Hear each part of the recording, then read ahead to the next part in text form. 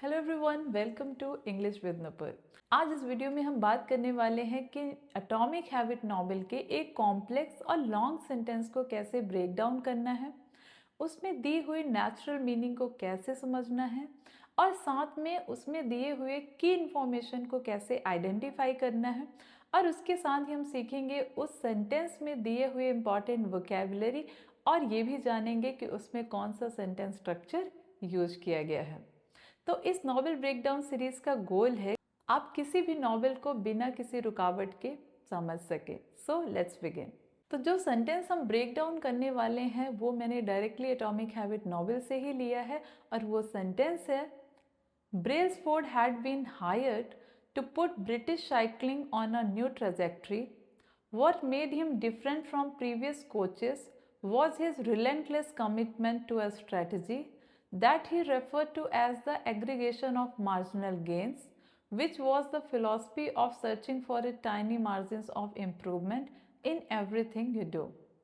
तो देखा आपने कि कैसे एक बड़ा सा एक लॉन्ग और कॉम्प्लेक्स सेंटेंस है, लेकिन हमेशा ध्यान रखें कि सेंटेंस कितना भी लॉन्ग या कॉम्प्लेक्स क्यों ना हो, वो हमेशा ही सिंपल सेंटेंसेस से मिलकर बना होता है। मतलब सिंपल सेंटेंसेस को जब ज्वाइन कर दिया जाता है तो कॉम्प्लेक्स सेंटेंस बन जाता है।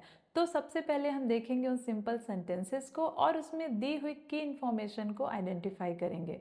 तो जब मैं कह रही हूँ की इन्फॉर्मेशन तो इसका मतलब ये है कि सेंटेंस में एक होती है की इन्फॉर्मेशन और दूसरा होता है supporting information.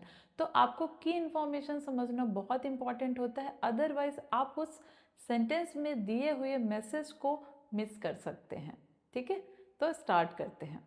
Brailsford was hired to change the future direction of British cycling.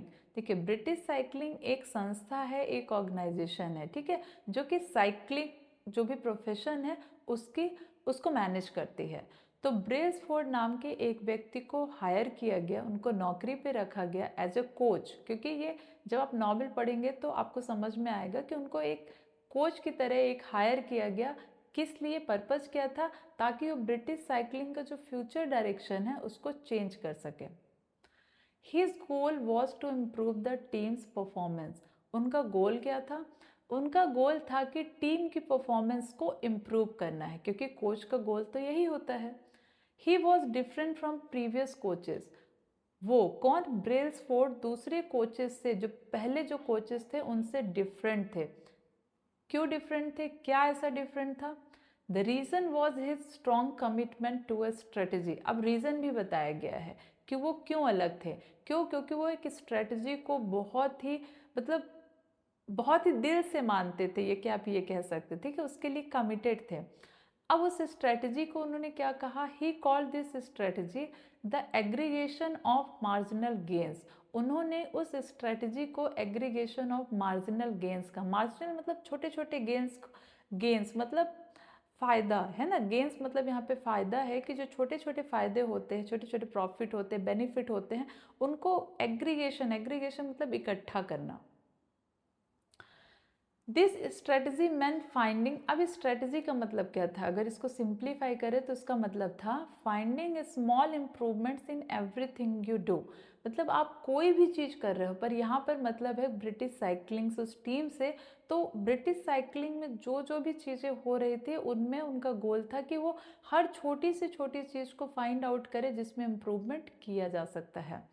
He believed, ही कौन, ब्रेल्सफोर्ड की बात है, उन्होंने, उनका बिलीव था, उनका मानना था, many small improvements together could create a big result. उनका मानना था कि छोटे छोटे इम्प्रूवमेंट्स को जब मिलाया जाएगा तो उससे एक बड़ा रिजल्ट आ सकता है।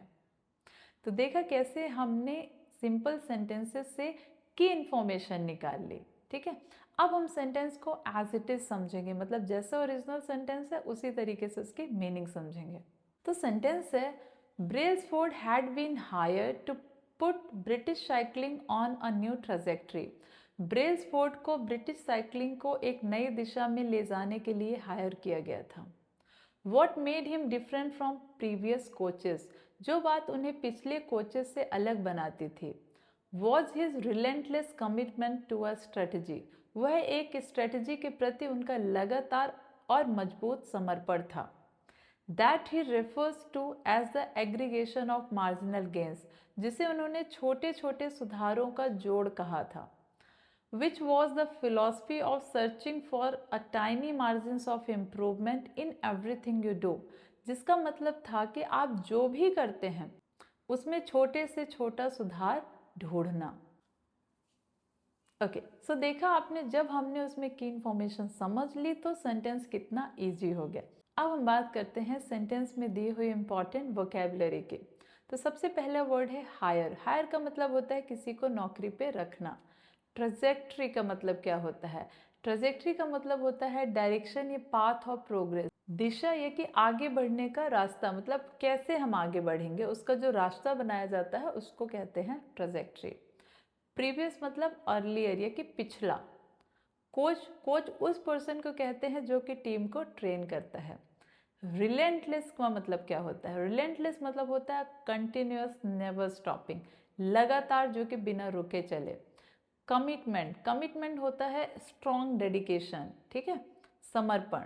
स्ट्रेटजी का मतलब होता है एक planned method to achieve a goal, किसी भी गोल को अचीव करने का जो एक प्लान्ड मेथड है उसको हम कहते हैं स्ट्रेटजी। एग्रीगेशन का मतलब क्या होता है? एग्रीगेशन का मतलब होता है कलेक्शन और कॉम्बिनेशन ऑफ थिंग, ठीक है, जोड़, एकत्रीकरण। मार्जिनल गेन्स क्या होते हैं?